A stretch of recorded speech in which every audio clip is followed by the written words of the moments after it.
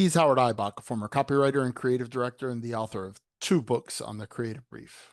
And he's Henry Gomez, an ad agency strategist with 30 years of experience. Together, Henry and I are the Brief Brothers. We love talking about creative briefs, briefing, and advertising. Well, I'm not sure where this line comes from, Henry, but I want to start off by saying, and now for something completely different. Is that Monty Python? Where did I that come believe from? it is. Yeah. Well, the reason I say that is because our guest today is an old friend of mine. His name is Noel Zamot. And when I describe to you what his background is, you're going to wonder, what the heck is he doing on the Brief Brothers? So that's kind of my teasing setup. Noel is a retired colonel from the United States Air Force. He was the first Hispanic commander of the Air Force's elite test pilot school, which is a command that was once held by Chuck Yeager, that Chuck Yeager. He's also a published and award-winning novelist, which now starts to get us closer to what we might be talking about. And he is an MIT-trained engineer. Let me take my little girl out of here. An MIT-trained engineer and an expert in AI. That should give you a little clue about why I invited my old friend Noel Zamot to join us. And with that, let's get to the conversation.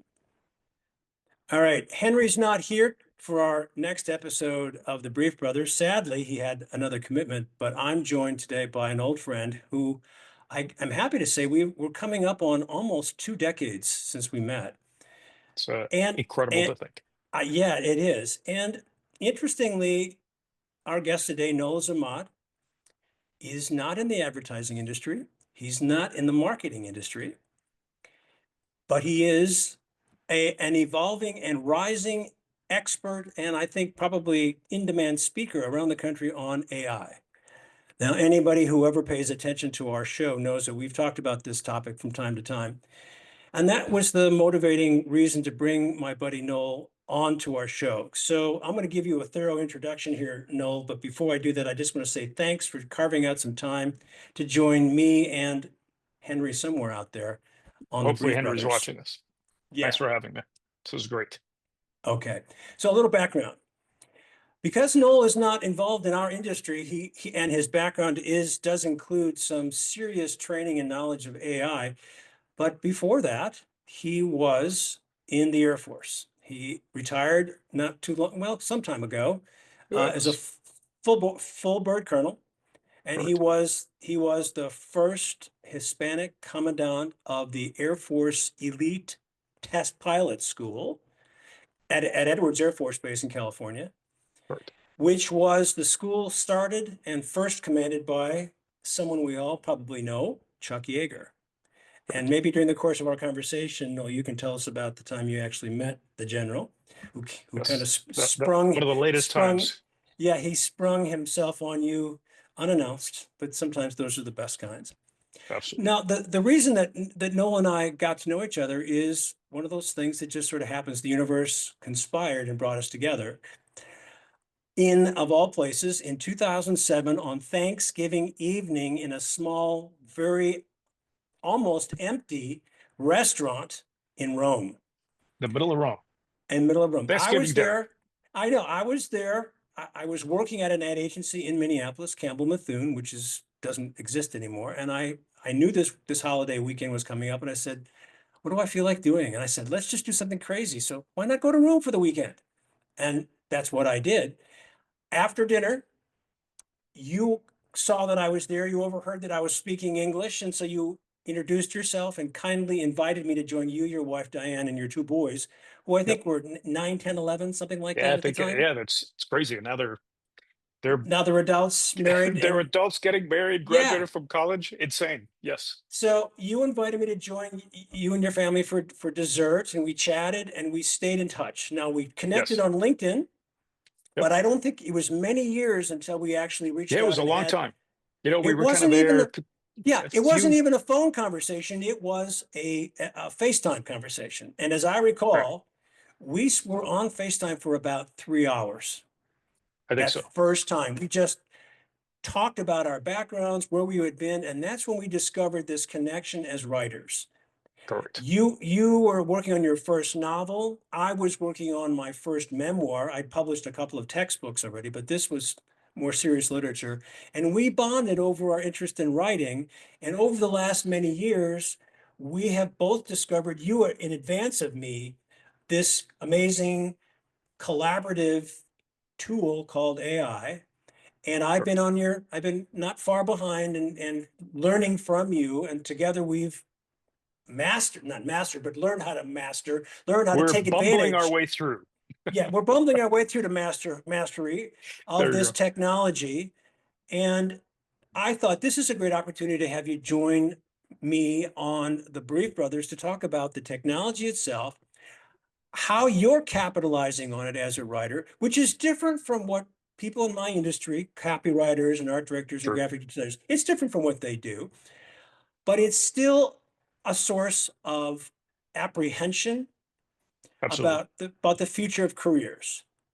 You and I There are both fears. agree that I don't think this is as the case. I think there's opportunities to use this technology. And because you've done such a deep dive into this, in fact, I'm got a little preview here. Yes. Next month in October, you are giving a Correct. talk to the Florida Writers Association's, is it their annual conference? Correct. It's their writers' club, Florida Writers Club. The Florida Writers Conference on AI as it plays out, how it will work and how it benefits writers. So in anticipation of that talk, you and I had a Zoom conversation where I shared with you how I've been using AI. So I thought this is Sure. just a great time to use our platform, the Brief Brothers, to continue a discussion on AI. We've had other guests on the show who are experts in the graphic design and art direction side of AI. You have been using your expertise in your military background to go around the Correct. country, sharing your knowledge and expertise to help airlines and airports beef up their security using AI. Regional airports. Yep. Correct. Right. Okay, so that's the background. Now, you're going to go into depth on how this is all working, but let me start off with this first question. Because you're talking next month to the writers group on how AI can benefit them, what is your take? What is your view, both from the 40,000 foot level, which should appeal to you as an ex-Air Force guy, but also That's high enough. boots on the ground. So you're seeing from the big picture, but also how you're applying it. What's your impression on how creative people can use this amazing technology? A heavily loaded question, but I think one that we are all essentially trying to discover the answer to together, quite honestly. Uh, a couple of things. First off, thanks for the invitation. This is fun. It's almost like we've swapped seats in a little bit for your audience. Howard was on. We crafted a webinar. We got some footage because I wanted to show and interview Howard on how he ended up using these tools for a project that he is working on. But the way he did it really allayed a lot of the fears that a lot of the creative writing community has about losing control over their their agency, their style, or whatever it is. And we can go into that later, but I thought it was very interesting. Instead of having a group listen to me, a guy who does AI on airplanes and for cybersecurity and for writing, actually listen to somebody who discovered this and uses it right now in the work that he's developing. And I think the most important part of that entire conversation was how you discovered your path to do that. And I think in that path, there are many lessons for, as you said, how could creatives look at this? I think from the top level view, and this is going to be an incomplete answer, the first thing is that everybody's using it, right? It's no longer, I believe, an option to not use it, because if you're not, you are at a disadvantage. But it's like any other tool that if you use it incorrectly, not only is your work going to suffer, but I think your skills may suffer. And that's one of the fears that we discussed, that I have discussed with some of the writers groups and other areas. I just heard about it on a podcast of all things with Neil deGrasse Tyson, and I thought it was extremely well put. the fact that things are difficult to work through is actually healthy for our minds, and an Mm. easy access to absolutely every solution out there is not good. You don't get to be an expert in the creative world by taking on easy problems over the course of a career. You get to be very talented and wise because you solved really hard problems. That has not changed with the advent of these tools. So we need to integrate them into our workflows, into our lives in a way that preserves that agency, that choice to make really hard cognitive efforts, because that is what will, to borrow a phrase, uh, sharpen our saw in this, in whatever pursuit, whatever area we elect to pursue. Are you hearing those kinds of words from others? Because I'm not. That they're worried about. It's on us. It's on us to take on this technology, make it work for ourselves, because if we don't, we're going to be left in the dust. You didn't say exactly those words, but I think that's the implication. And that this can actually be a benefit. This is a major benefit to you as not just as a working person, but as a thinking person. I'm just hearing the fears. That's what I'm hearing. I think it's very I think it's very natural for people to fear Mhm. whatever we have. We my goodness, we feared the printed book when it came out because there was a perception that there was going to be too much information for too many people at a time, and that was the first informational, disruption, if you will. So there was a fear that when we had calculators, that we would lose the ability to do mathematics. You name it. When word processors came around, we'll never write again. And all of those fears, there's an element of truth to them, but there's also some of them may be overblown. There's a great quote I think attributed to Pat: "It's never as good or as bad as it first seems." Right? Mm. I think the difference now is that compared to other technologies that we've had, we had the steam engine replace animal power. We had tools replace human power. We had any number of things that have essentially exceeded humanity's capacity to do a certain amount of work. This is the first technology that appears to take away the ability to think. And I say that because it's very easy to type something, get an answer, and not go through the mental exercise of doing it. It's Ozempic for the brain. I know that's terrible, but I'll go out and say it. Nobody is going to get uh, healthy and live a long life and avoid osteoporosis or whatever by sitting around and watching videos on how to exercise. You actually have to go out there and sweat, and that may be distasteful for many, or they may believe that it is unjust or whatever, but that's just biological reality. And biological reality is also that we need to use our brains to solve complex tasks. I'm not talking about calculus or anything, but cognitively difficult tasks. Otherwise, we have seen what can happen, and we have clues about where we're going. We've had a suspiciously strong correlation between suicides for young girls and the advent of front-facing cameras and phones. There's been Mhm. innumerable work done on that to the point that now parents are saying we need to get phones out of classrooms, and that's a good evolution of our understanding of this technology. I think we are in the nascent stages of AI where we are seeing this as we've divided the world into these camps. Either this is going to solve all our problems, or to the spawn of hell, and we must avoid it at all costs. I think there's a middle ground where we can understand by educating ourselves what its strengths are, where it can help us as a tool, as an assistant, not replace us, and actually continue understand what it does to our minds and inoculate ourselves from that by continuing to seek the things that made us human in the first place. I like the reference to the Gutenberg press because I read an article not too long ago by an author. I thought an astute observation when she said that this is our Gutenberg moment. so much changed because of the press, the printing press, and the Correct. printing and the manufacture of the Gutenberg Bible and other books, that the world never was the same afterwards. Correct. This is that, I mean, there are only so many of those kinds of moments in human history. Correct. This is her argument is this is one of those moments.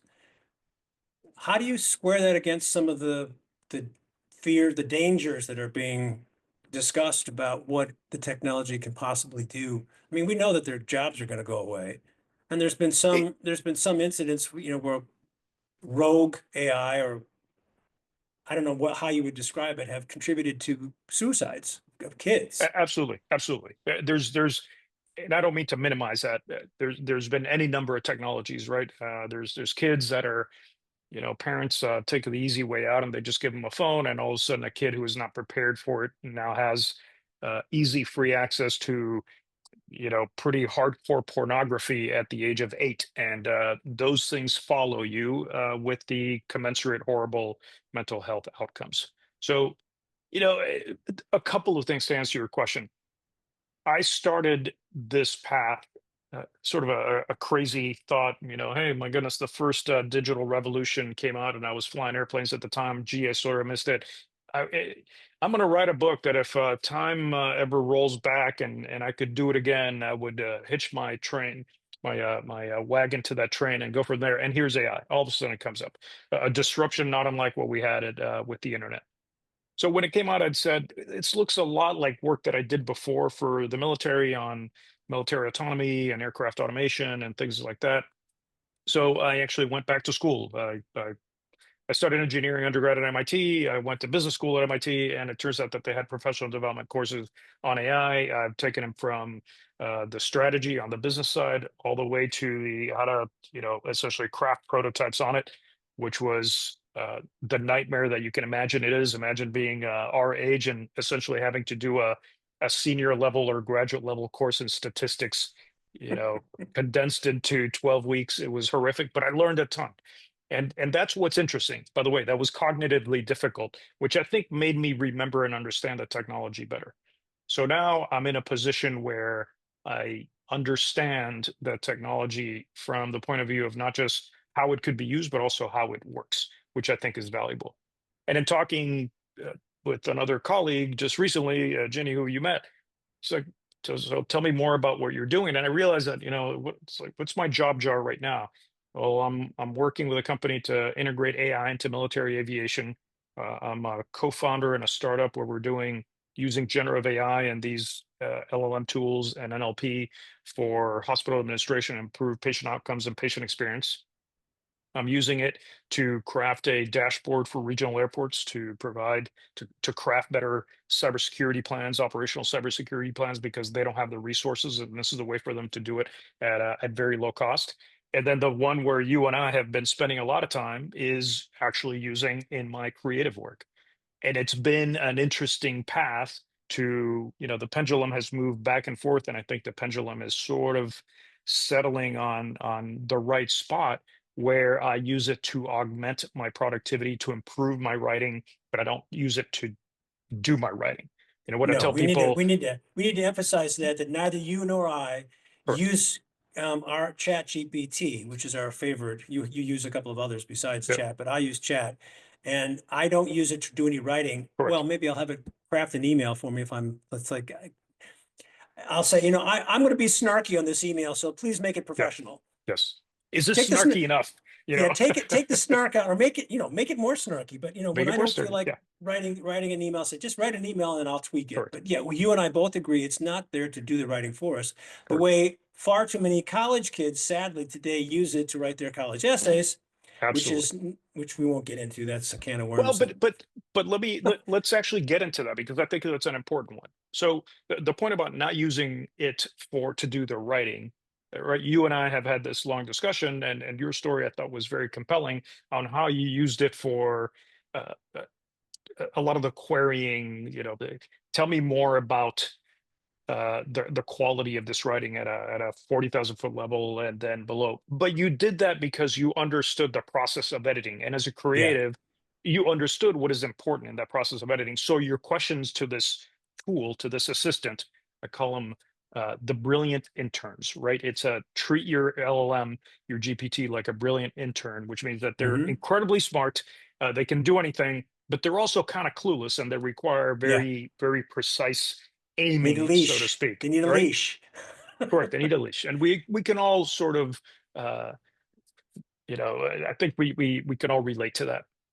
So not using it for writing, because but at the end of the day, I enjoy writing. So do you.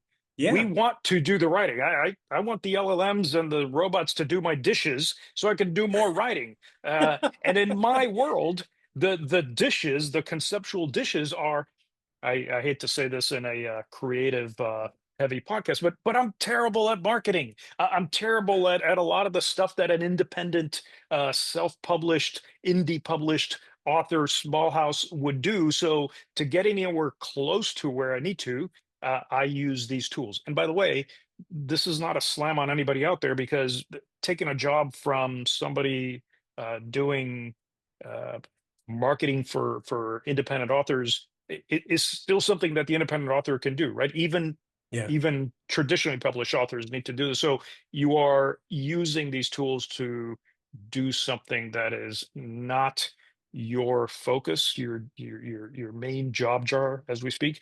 And in that way, it's actually a technology that's not so different from what we've had in the military for years, where we use autonomous systems to take over missions. The 4Ds: dirty, dull, dangerous, or destructive, or deadly. I mean, where you don't want to lose a human to the mission. That's where you would use these autonomous systems. And in a way, then in the creative world, it's kind of the same. Let me focus on what I'm really, really good at. I want to do the writing, but there's these other things. Maybe I'm bad at plotting, and I need a little bit of help on that.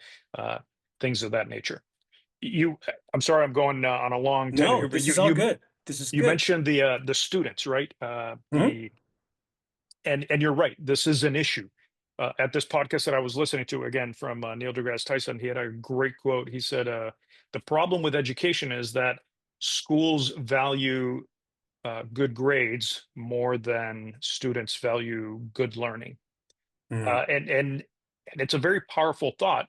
So one of the in this latest episode that I was listening to, somebody said, "Well, that means a wholesale change of the educational system." To which others in the audience said, "Yeah, maybe that's not a bad idea, right? Because we focus too much on things that are not learning." So when you look at it from those terms, and I'll get to the point here in a moment, this tool is actually not great for a situation where you're prioritizing grades over learning, right? Because then everybody gets good grades, and now you can't discriminate and a number of things. But since you didn't care about retention because you were focused more on grades, now you're saying, well, gee, I need to educate, and this is becoming an issue. They said something in this podcast that I had thought of for a while and shared with my wife, who's an educator, and I'm glad they said it. And then mostly I was glad I wasn't crazy. They said, maybe, paradoxically, unexpectedly, the adoption of these AI tools in education will force us into face-to-face evaluations, just like we had when you and I were going through elementary school. What's a test? It's a stand-up in front of the teacher. No books, no nothing, closed book quiz.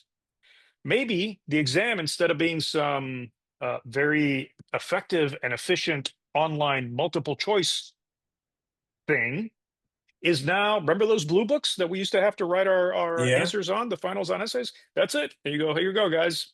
Hour and a half. Here's a bunch of stubby pencils. Go to it. That's your test. And of course, there's people who are going to say, well, in this world, we don't write anymore. And what skill? And it turns out that if you are of the mind that we have no longer require this instrument, a pen, to be human and communicate, perhaps then you have drank the Kool-Aid far too much. Yeah. Because this technology may actually paradoxically force us into understanding the value of human interaction a lot more than it has in the past.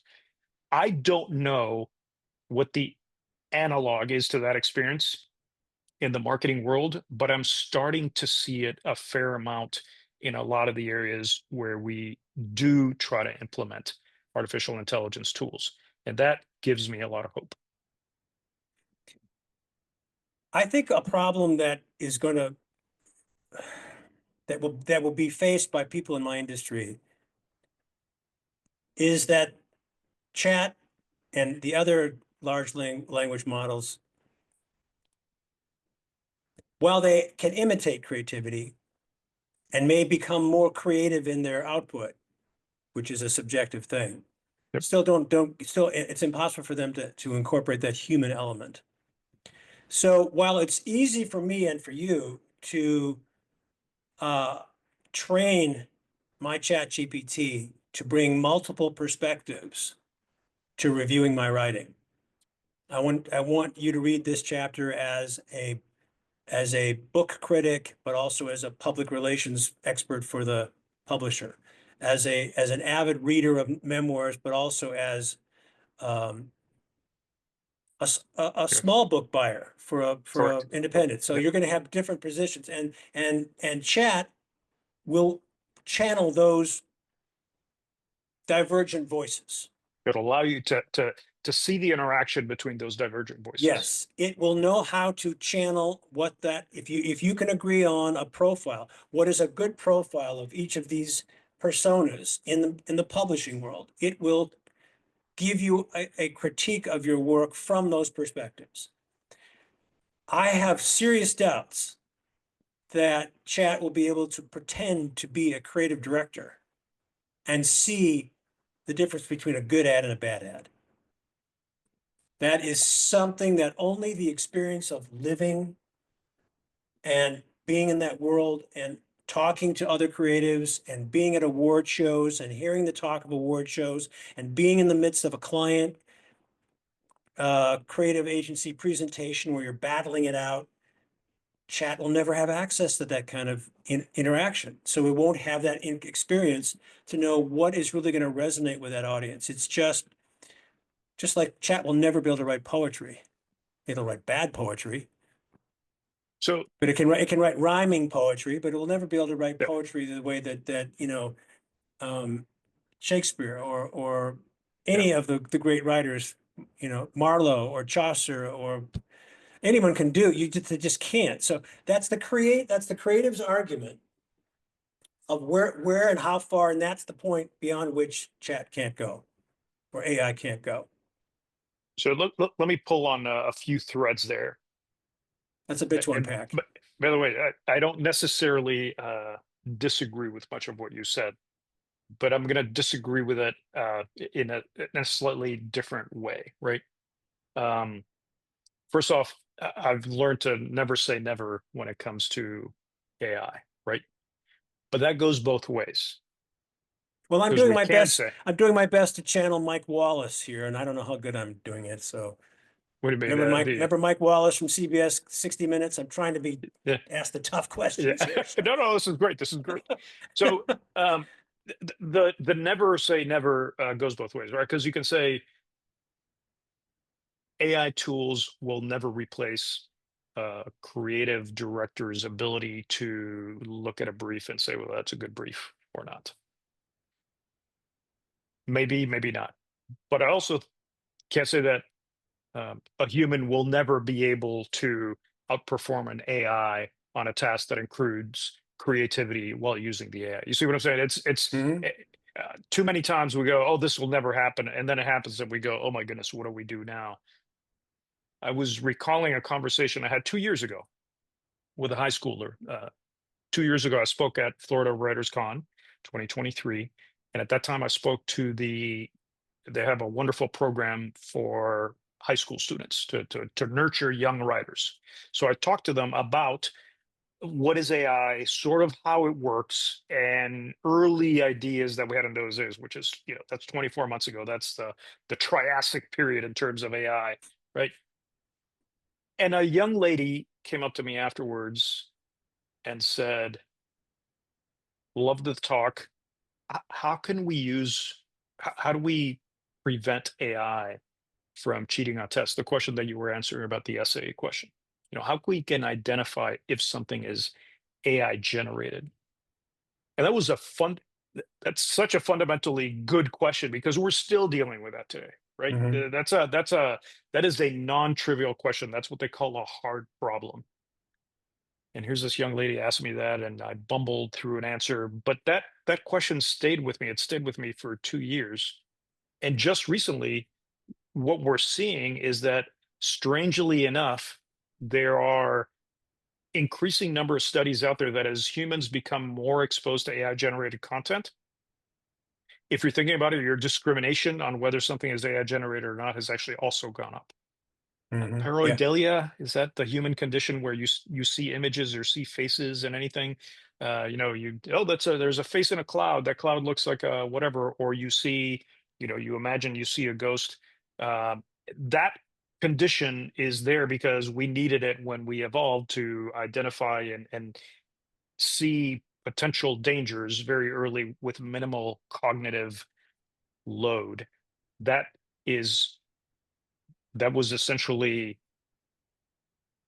overcome or usurped or manipulated with a lot of the tools that you're seeing out there. But it almost seems to me that sense is now sort of uh, AI is giving a rebirth to that sense in a very strange, unexpected way, that now we're saying, oh, I can see that is potentially fake generated content. And a colleague just mentioned, I have to look at the study, but she mentioned that there's now information that out there that says that if you have AI generated blog content, the read rate, because you can get from the service provider how long somebody reads these entries, that the majority of the users pretty much immediately go, oh yeah, this is AI generated, and essentially stop reading. But the ones that are human generated, because of the patterns that they have, they people Hmm. continue to read through to the end. So that's a very hopeful sign that Well, despite this onslaught, what are the we can triggers? identify. I mean, what does the human mind see that tells us this is human written versus this is AI written? Great question. I think it's going back to art. We'll believe it when I'll know it when I see it, right? Yeah. And that's a part. There's, by the way, there's ongoing research on this, because AI obviously came from the world of mathematics, and trying to identify it initially came from image processing. Is this a cat? Is this a dog? Is this whatever? And now the neuroscience of it is, which was always sort of connected to it. There's a lot more work going in that area. The question that you asked initially about the creative director, I went on a massive tangent there. One of the things that I think the technology will force us to do is reconsider the ways that we actually do traditional work, right? And I'll use a simple example. Used poorly, AI is used by some managers to say, well, since now everybody can generate a lot of material, before I would have you generate, I don't know, 2 documents a day. Now I want you to generate 20 documents a day because AI can do it so much easier for you, right? So now you're putting 20 documents away into the world. Your audience, their boss is saying, well, you used to ingest 2 documents a day. Now I want you to ingest 20 because you have AI. So just think about that for a moment. You have humans writing a bunch of AI generated stuff that other humans essentially need AI stuff to consume. We're talking past each other. And this person started saying, Mary had a little lamb, its fleece was white as snow. It got expanded to something completely unnecessary when it gets compressed down, so the other poor person out there who has the same crazy boss but an opposite end of the spectrum, instead of getting Mary has a little lamb, they get something about Maria, some Alpine girl who owns a lamb farm, a sheep farm in the Alps has, and you completely lost the point. When I was telling this to my Air Force customer, she said, that's a fascinating thing. And by the way, the whole point about Mary Had a Little Lamb is not that it's a kid's tale. It's actually meant to show kids how to count in music, which blew my mind because we had lost the meaning of that. But you see what I'm getting at. So Yeah. so back to the creative director. uh, Do we really think that better is more? Is the whole point of this to basically say, okay, now my team of 5 people are going to create as much as a group of 50, but most of that is garbage. So it's going to require another team of 5 who needs to ingest at a level of a team of 50 to use filters because they know they're ingesting garbage. It makes no sense. So we need to fundamentally change the way that we do business. And I submit that that is a well-trod path to start using them as tools or assistants, not to replace people, not to make them do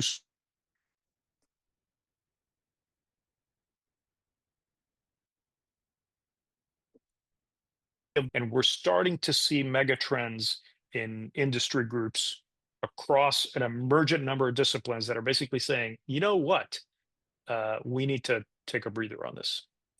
Well, the truth of the matter is, though, Noel, that jobs aren't going away.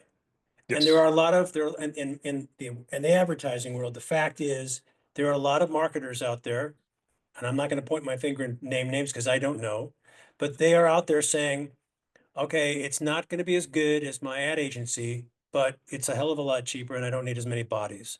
So for this level, if I want big brand, I want to support my brand, I'm going to spend the money because I need that powerful thinking. But for all this stuff that I need to, point of sale stuff in the store, the non-creative output, I'll have a machine do it. I'll have LLM Yeah. do it for me. And therefore I don't need as many bodies. That's just kind of a reality. True. And yeah. Yeah, and on a side note, before I forget, I have seen one or two posts on LinkedIn and in other places where, and one in particular stands out. I might have even sent it to you. I don't know if you saw it. A famous jazz musician was asked to compare pieces of music. It said, can you tell which is generated by an actual human Yeah. and which was generated by AI? And now this guy was good. So Yeah. he could tell the difference between, you know, who's the famous the pianist Peterson? I can't think of his name now. But he picked out, oh, that's AI. Oh, that's a real jazz artist Interesting. because his ears are tuned to it. Yep. Right. And so I'm wondering if this is aligned with your thought about, well, we are able to our brains are now kind of being more and more exposed to what AI has generated, and we're picking up on it. I mean, the easiest tell in AI generated copy right now, I think, is its overuse of the M dash. And Yes. there are a lot of writers out there who, like me, I love the M dash. I use Correct. the Yeah. M dash, and I get a little weird when I say, oh, well, maybe I shouldn't use the M dash because they're going to think this is AI. And I Yes. actually had now the people who've all 17 of our most loyal viewers of our show here know that I've named my chat. They know that I call it Keats. And Henry, who's not here with us, he has called his chat Casca, which is the name of a character in a novel, which he was telling me Mm. about. So we both have this penchant for giving our chat names. I've had conversations with Keats about, we Yeah. can tell when it's you because you love the M dash. And he said, yeah, I know. I'm aware of this flaw, whatever you want to call it. And it was just kind of interesting listening to him talk about, yeah, you got me there. People know that it's my tendency to do this, but it's not going to stop him from doing it, right? It's Did just you ask him how to stop doing that? no, I didn't because I didn't care. Yeah. It It's wasn't. It was just like I mean, I've had conversations with him about stuff that was just like, let me just get like, how do you experience time, Keats? sorry. And that's, I mean, I think that's one of the first questions a lot of people would ask. It's like, Yeah. it's just this inanimate object. So I've had those kind of pointless, just fun conversations with him, and it's like, whatever.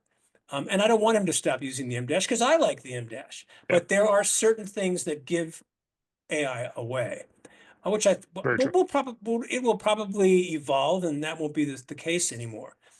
Let me pivot here, Nolan, and ask you about, without giving away any of your, fabulous points from the talk that you're going to give next month. Can you give us a sense of the overall message that you're going to deliver to the writers in Florida? So the overall message to me is simple. You can use these tools to become a better writer and continue to be an authentic writer and not lose your soul to these tools. that requires a level of knowledge, understanding how they work, understanding how to talk to them, understanding some ideas on how to actually incorporate them into your workflow. I want to call attention to the fact that this is a creative audience, but it's a different audience, right? It is predominantly writers in the United States, and I think I'm very comfortable saying this, creative writers, as in fiction, what you and I do, right? You're writing your memoirs, I write speculative fiction. For the most part, we have to augment our livelihood with other things. My day job is heavily influenced and focused on AI. I still enjoy my writing. It's the highlight of my day. And I spend a lot of time with local groups and writers groups because that is what I enjoy. And I really don't want the AI to take away the time that I spent writing, the time that I spent integrating, with other authors. I mean, here's a silly thought experiment. Uh, if we were of a different evil bent, we could have dispensed with all the time that you and I have spent together on Zoom calls and phone calls, talking about writing, and just have that conversation with our LLMs. But we've made the choice to Yeah. not do that because you're my friend, and we enjoy this type of human discussion. So I just wanted to call that out because your comments are actually very, very appropriate, right? That there are going to be disruptions in the industry, and that is an ongoing area that we are going to have to very carefully watch. I don't have, by any means, do I have a panacea for that, or even the shape of a solution. I do know that the trends are sort of moving, but for creative writers, there's a huge sense of, my goodness, what's I'm going to lose my soul doing this. And that was the point of this discussion. It was I know many of the people on the board of Florida Writers Association, several of their colleagues and friends. And the more I talk to them, they say, every time I talk to you, I feel a little bit less worried about this technology. So that's why I was invited again to speak, and super excited to do that. I think it's akin to, once you've learned the rules of grammar, then you can break them. Correct. Or then it's a lot easier for you to break them. You don't have to, but a lot of people think that way. They try to break them without knowing the rules to then get themselves into trouble. And so if you dive into to AI without knowing what you're doing, you'll get into trouble, and you'll find yourself frustrated because you don't get the answers that you want. So I'm going to pull on that. That is 100% true. And if you don't mind, I'm going to use your recent experience with us, if you don't mind. No, Let me go throw ahead. that in there. Uh, for your audience, you were writing your second memoir, and you were stuck on a couple of areas, and it was a little tough. You didn't know where to go with it, and I said, "Oh, I just read this book from Jenny Nash called Blueprint for a Book, and it was awesome." And I said, "Howard, this is the best thing since sliced bread." And you text me back, you go, "Dude, that'd be awesome if, gee, I wish they had that for memoirs." And in 2 seconds, I went back, here it is, because I had Yeah, seen Jenny Nash's book for memoirs. And I think, you were texting me the entirety of that night because you ordered it immediately. You consumed that book in, I don't know, an hour. I think you pulled an all-nighter, and you went, this is it. So yeah, you ended up following, getting a lot of information from that book, doing the hard work yeah. that book really requires of you to put your thoughts together in order, the critical thinking that was required, and only then did you then start to write. I think roughly that is the key to success on this. You just mentioned, you can break the rules of grammar once you've learned them, and it's very true across disciplines. Once you've taken that cognitively difficult step to actually understand and attempt to master something, then you can play around with it. And I think AI is no exception. And your experience, I think, is emblematic of that. Well said, Noah. And I wish I could actually be in the room when you give your talk, but it was a lot of fun doing this interview with you. And for our audience, we had an in-depth conversation about the specifics. I mean, we went down into the Yes. weeds of how I created different personas using my chat to help me see my own manuscript more clearly. And you can, I think that creatives in our industry and advertising and marketing can use this. I don't like the word tool because it just minimizes what it is. A Yeah. computer is a tool, a typewriter is a tool, a pen is a tool. Chat is, I like your term better, a really smart intern that needs direction and Yep. needs some discipline before. I mean, because I kept struggling with, and we've all heard the term, that chat and other AI will hallucinate. Absolutely. It's the euphemism for it makes shit up, right? It Absolutely. gets stuck, and because it's so desirous to make you happy, like your grandmother, And that it's well, if programmed that way. it doesn't. I mean, you can tell it to not be that way, but it'll still be that way no matter what.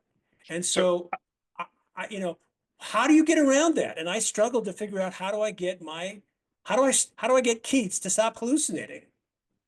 And so and go ahead. you and I was going to say that you and I both know how I answered it. I said, I'm going to stop getting pissed at him because it's not going to help. And I finally said, Keats, you tell me. Yes. Tell me how to help you stop hallucinating. And that changed the Ta-da. entire course of the conversation. Correct. He taught me. So now when people say, how do I learn AI? I say, don't bother. Let it teach Ask it. you. Just say, I'm new here. It's like you walk into a bar and say, I'm new in the neighborhood. I don't know anybody. Correct. Show me the restaurants and the stores and the blah, blah, blah. It's like, I don't know how to use you. Now you'll get an encyclopedia if you ask a question that general. Correct. So you'll learn very quickly to ask a more specific question. And as we said in our conversation, it's a classic example of garbage in, garbage out, Absolutely. which is a So, fundamental principle that I teach when I do creative brief workshops, right? and it works for pretty much every complex system Yeah, in the world. everything, So, right.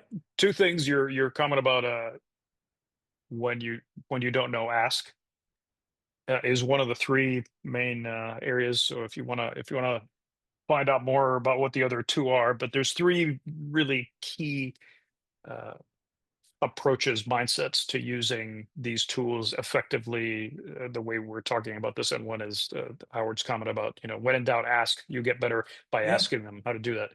I also wanted to talk about the hallucination.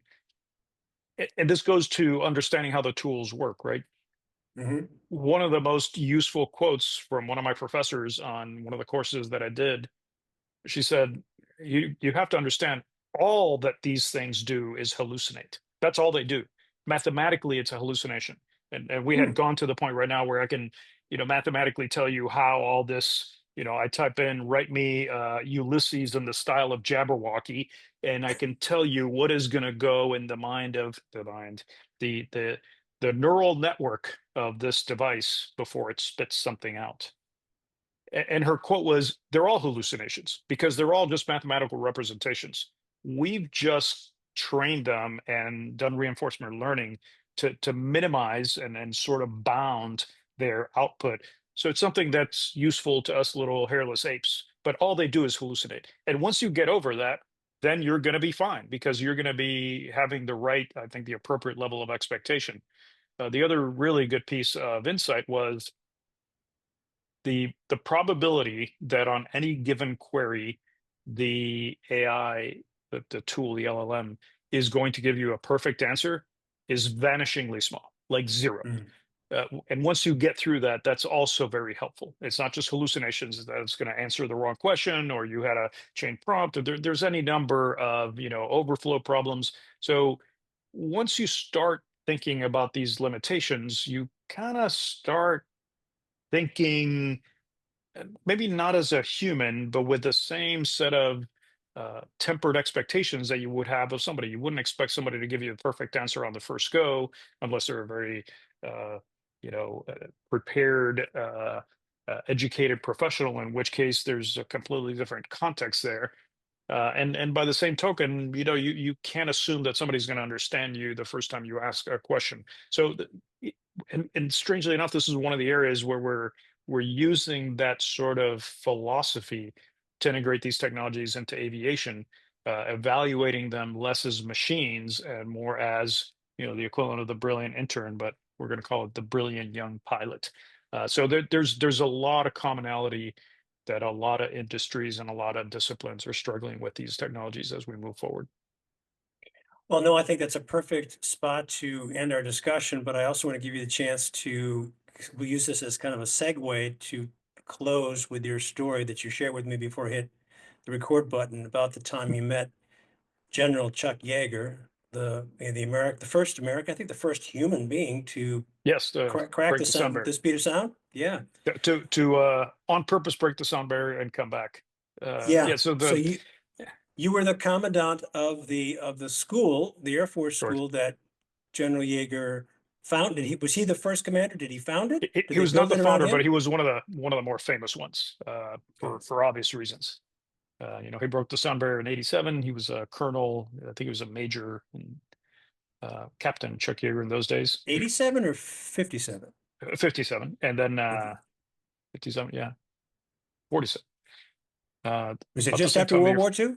Yeah, just after World War II, because he flew in World War II. He was actually a Yeah. POW, or not a POW, but he was shot and had to evade.